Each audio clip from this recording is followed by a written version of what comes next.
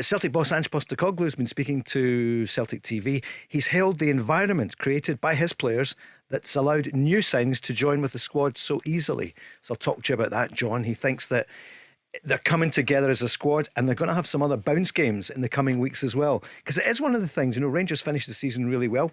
Celtic got the title, Rangers winning that Scottish Cup semi-final. Celtic didn't then have midweek games, and some people say that was good, or others say once you're going, you get momentum, then it served Rangers well. So Celtic are going to have some bounce games to give those minutes in the legs that pundits like to talk about these days. Yeah, I think that's a good idea because, it's very difficult for Ange Postecoglou to bring in the new signings and throw them into important games because Celtic are fighting on four fronts. The League Cup, the Scottish Cup, the Champions League. A month away, and of course, the League. Yeah. So, does he go with a weakened team? Does he leave some of his better players out? By putting the bounce games on, you're giving these games, all right, they're not competitive games, they're bounce games, but it gives him a chance to have a look at these players. Not so much in front of a crowd and at Celtic Park, the big atmosphere, because you see a lot of good players in training, Paul.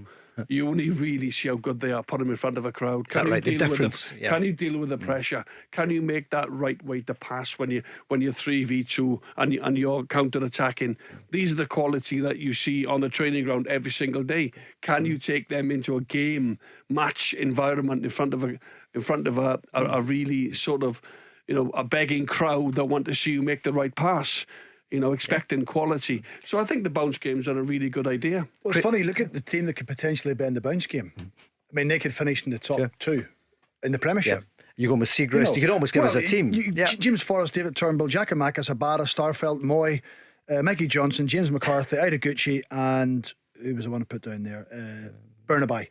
Of course. And Burnaby. So that's 11 he's outfield only 4 players. million. Sorry, that's 11 outfield players. So one of those guys is going to have to be a sub in the bounce game. Wow. So that tells you how many players.